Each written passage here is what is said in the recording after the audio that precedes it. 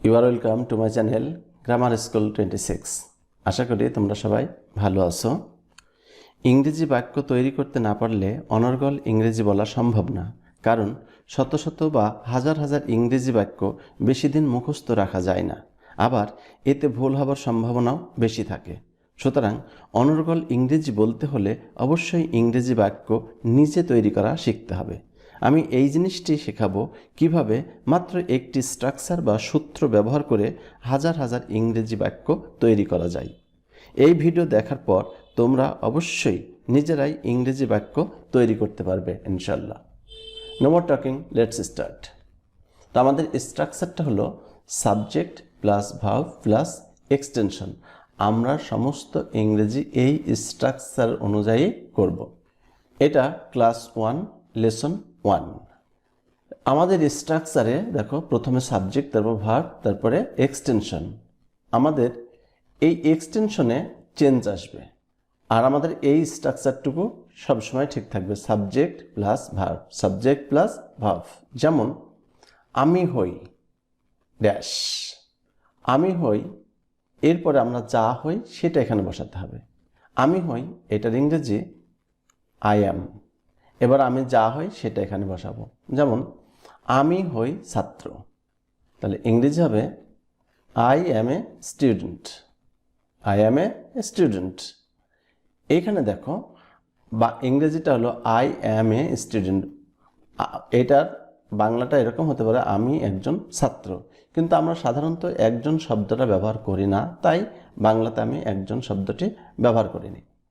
কিন্তু ইংরেজি করার সময় মনে রাখবা, যদি আমাদের এই ভার্বের পরে নাউন আসে, তাহলে নাউনের পূর্বে আর্টিকেল এ বা অ্যান ব্যবহার করতে হবে। যদি নাউনের প্রথম অক্ষরটা ভাওয়েল হয়, অর্থাৎ এ, ই, আই, ও, ইউ, এই পাঁচটার যে কোনো একটা হয়, তখন আমরা অ্যান ব্যবহার করব। আর যদি ভাওয়েল না হয় তাহলে এ ব্যবহার করব। আমি ড্যাশ আছি, আমি ড্যাশ আছি মানে আমি ভালো আছি, আমি খারাপ আছি, আমি মন্দ আছি, আমরা বাংলায় এইভাবে বলি। তাহলে এটার ইংরেজি হবে আই অ্যাম, আমি আছি। আমি হই আই অ্যাম, আমি আছি আই অ্যাম, একই হবে ইংরেজিতে। এখন আমি যেটা হই সেটা এখানে লিখতে হবে। আমি ভালো আছি, তাহলে আমরা এখানে লিখব ভালো। ইংরেজি হবে এটা আই অ্যাম ফাইন অথবা আই অ্যাম ওয়েল। দেখো আমাদের স্ট্রাকচার ঠিক আছে, সাবজেক্ট ভার্ব, তারপরে এটা অ্যাডজেক্টিভ। আর এইটা অ্যাডজেক্টিভ বিধায় এর পূর্বে দেখো আমাদের আর্টিকেল এ বা অ্যান বসেনি।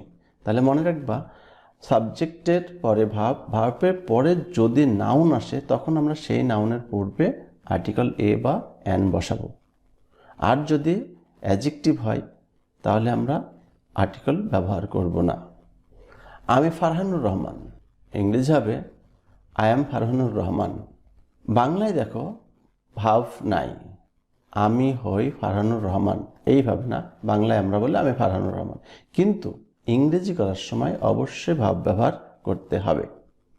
আমি হই ফারহানুর রহমান। আমি একজন ছাত্র বা আমি একজন শিক্ষক, আমি একজন ব্যবসায়ী, এটা তোমার যেটা হও সেটা আমি একজন পর বসাতে হবে।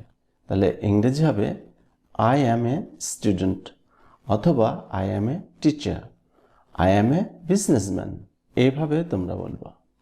আমার বয়স 20 বছর, I am 20 years old, I am 20 years old. এখন তোমার বয়স যদি এখানে 15 বছর হয় তাহলে এই 20-এর জায়গায় 15, যদি 18 হয় 18, এভাবে তাহলে হবে আই অ্যাম 18 ইয়ার্স ওল্ড। আমি দ্বাদশ শ্রেণীতে পড়ি, আই অ্যাম ইন ক্লাস 12 অথবা আই স্টাডি ইন ক্লাস 12 অথবা আই রিড ইন ক্লাস 12 বা 12th, যেটা বলবো সেটাই হবে। আমি খুব পরিশ্রমী, আমি খুব পরিশ্রমী, ইংরেজি হবে আই অ্যাম ভেরি হার্ডওয়ার্কিং অথবা আই অ্যাম ভেরি ইন্ডাস্ট্রিয়াস। পরিশ্রমের ইংরেজি হলো হার্ডওয়ার্কিং অথবা ইন্ডাস্ট্রিয়াস। আমি সুখী বা আমি সুখে আছি, ইংরেজি হবে I am happy, I am happy. আমি আল্লাহর কৃপায় ভালো আছি, এরকম বাংলা কথা আমরা বলে থাকি। এইটার ইংরেজি হবে I am fine by the grace of Allah. এই আল্লাহর কৃপায় এইটার ইংরেজি হলো by the grace of Allah. আমি কোনো রকম বা মোটামুটি আছি। আই অ্যাম সো, আমি তোমার প্রতি কৃতজ্ঞ। I am grateful to you. কৃতজ্ঞের ইংরেজি হলো গ্রেটফুল। তোমার প্রতি, এইটুকুর ইংরেজি হলো টু ইউ। এইভাবে তোমরা ভালো করে মনে রাখবো, তাহলে এই সেন্টেন্স বাদেও অন্য সেন্টেন্সেও তোমরা এগুলি ব্যবহার করতে পারবা। আমি এখন বাড়িতে আছি বা অফিসে আছি। আই অ্যাম অ্যাট হোম, আমি বাড়িতে আছি। আই অ্যাম অ্যাট অফিস, আমি অফিস আছি। নাও, এখন। এখন এই নাওটা তোমরা প্রথমেও দিতে পারবা, এর পরেও দিতে পারবা।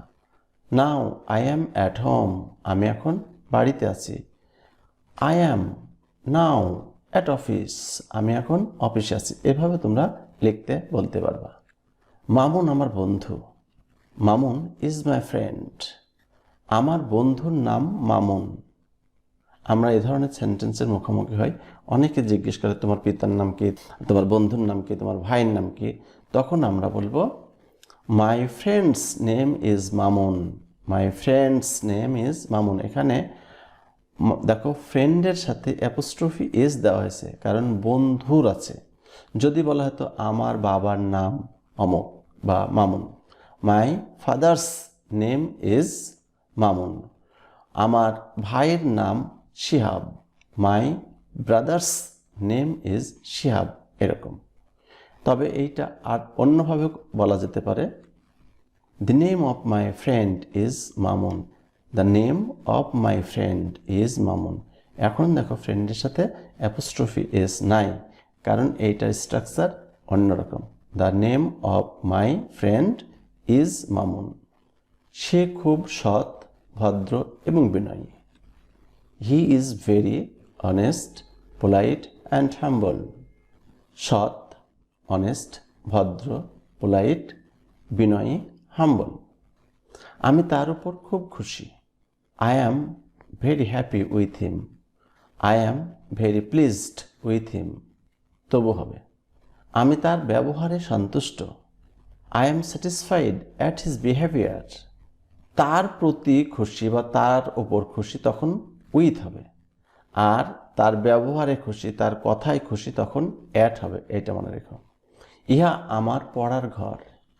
ইট ইজ মাই রিডিং রুম অথবা this is my reading room. তার বাবা ডাক্তার, তার বাবা doctor. His father is a doctor অথবা মেয়ে হলে her father is a doctor. তার মা স্কুল শিক্ষিকা। His mother is a school teacher. তার চাচা আমার শিক্ষক। His uncle is my teacher. তিনি খুব সময়নিষ্ঠ বা সময়ানুবর্তী। He is very punctual, not punctual. উচ্চারণটা হবে পাংটিউল, মানে সময়নিষ্ঠ, যে সময়ের কাজ সময়েই করে। তিনি এখন ঢাকায় আছেন। He is now in Dhaka অথবা নাও হি ইজ ইন ঢাকা অথবা he is in Dhaka now.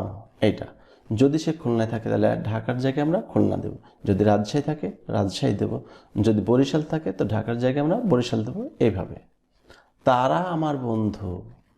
They are my friends. তোমরাও আমার বন্ধু, তোমরাও আমার বন্ধু। You are my friends too অথবা you are also my friends. দুইভাবে বলা যাবে, লেখা যাবে। এইখানে ফ্রেন্ডস নট ফ্রেন্ড, কারণ তোমরা বলতে অনেকজন বোঝাচ্ছে, তারা বলতে অনেকজন, তাই ফ্রেন্ডস হয়েছে। আমার বন্ধুরা ভালো মানুষ, আমার বন্ধুরা। My friends are good men অথবা my friends are good people. Farhan এবং ফয়সাল দুই বন্ধু।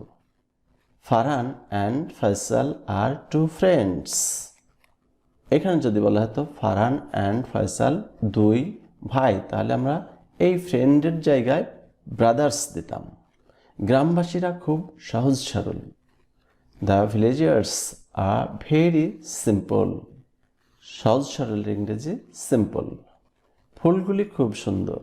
The flowers are very beautiful অথবা the flowers are very nice.